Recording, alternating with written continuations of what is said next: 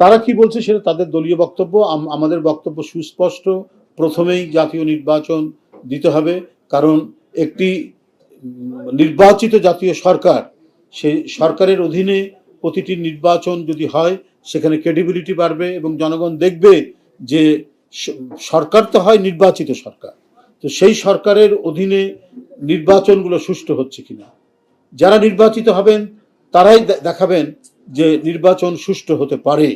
তো সুতরাং এটা আগে পরের বিষয় না।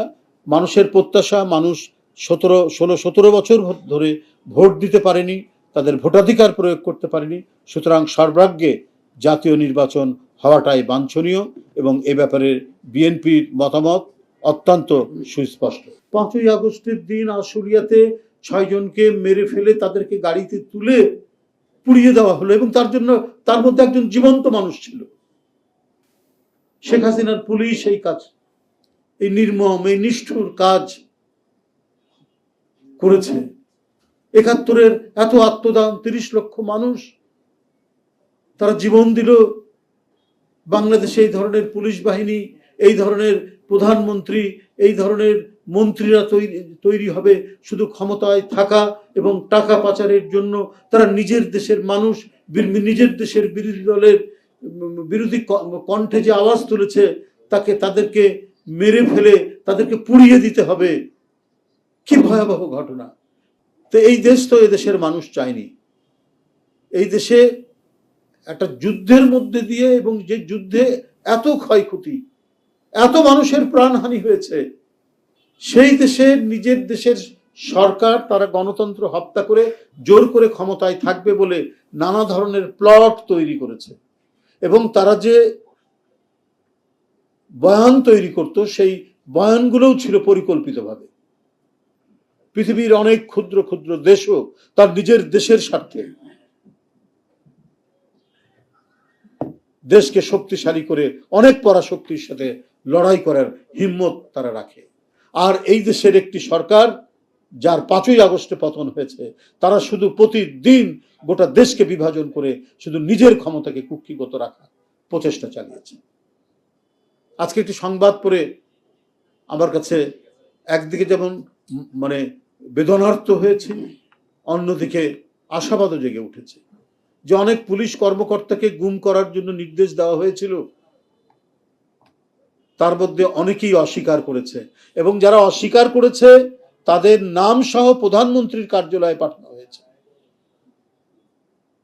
এবং প্রধানমন্ত্রীর যে বাসভবন সেখান থেকে এই ধরনের নথিও পাওয়া গেছে। কে ক্ষমতাশালী ব্যক্তি, কে ক্ষমতাশালী নয়, কে ধনী, কে নির্ধন, এটা বিবেচনা করবে না। করবে কে অপরাধ করছে, সেই অপরাধীকে চিহ্নিত করে তাকে আইনের আওতায় বিচার করবে। তো এই অন্তর্বর্তীকালীন সরকারের সময় মানুষ এই আইনের শাসনটুকু প্রত্যাশা করে। আপনারা তো দৃষ্টান্ত রেখে যাবেন, নির্বাচিত সরকার আপনাদের ভালো দৃষ্টান্তগুলো নিশ্চয়ই তারা অনুসরণ করে তারা আরো ভালো কিছু করার চেষ্টা করবে। কেন এই সময় এত খুন জখম হবে, কেন এত ডাকাতি, চুরি, হত্যাকাণ্ড ঘটবে? এইটা অন্তর্বর্তীকালীন সরকারকে আরো বেশি তৎপর হওয়া দরকার। বলা হচ্ছে যে পুলিশের মধ্যে এখনো আস্থা ফিরে আসেনি। কেন আসবে না? পুলিশ তো আরো বেশি, যারা অন্যায় করেনি, যারা কোনো ধরনের দুষ্কর্মের সাথে জড়িত ছিল না, তারা তো আরো ভালো মতো ড্রাইভ দিয়ে তারা কাজ করবে। কারণ শেখ হাসিনার আমলের পুলিশ ছিল, সে পুলিশকে তো লেলিয়ে দেওয়া হতো বিরোধী দলের নেতাকর্মীদের বিরুদ্ধে। হাইকোর্ট থেকে জামিন পাচ্ছে, জেল গেট থেকে বেরিয়ে আবার গ্রেপ্তার দেখিয়ে আবার কারাগারে পাঠাচ্ছে। এবং এই জন্য আমাদের নেতাকর্মীর কাছ থেকে যে কত টাকা পয়সা নিয়েছে, তাহলে কি সেই পুলিশই কি হওয়া উচিত হবে? সেটা তো হওয়া উচিত হবে না। পুলিশ আইনসঙ্গতভাবে কাজ করবে, আইনের বাইরে কোনো কাজ করবে না। এবং দমনের জন্য, দুষ্কৃতিকারী দমনের জন্য যে সমস্ত ক্ষমতা তাদের দেওয়া আছে আইনসঙ্গতভাবে ফৌজদারি আইনে, ঠিক সেইভাবে তারা কাজ করবেন দ্রুত গতিতে, ক্ষিপ্রতার সাথে।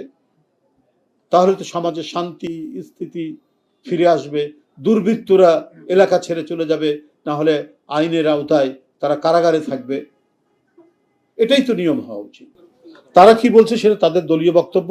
আমাদের বক্তব্য সুস্পষ্ট, প্রথমেই জাতীয় নির্বাচন দিতে হবে, কারণ একটি নির্বাচিত জাতীয় সরকার, সেই সরকারের অধীনে প্রতিটি নির্বাচন যদি হয় সেখানে ক্রেডিবিলিটি বাড়বে এবং জনগণ দেখবে যে সরকার তো হয় নির্বাচিত সরকার, তো সেই সরকারের অধীনে নির্বাচনগুলো সুষ্ঠু হচ্ছে কিনা। যারা নির্বাচিত হবেন তারাই দেখাবেন যে নির্বাচন সুষ্ঠু হতে পারে। তো সুতরাং এটা আগে পরের বিষয় না।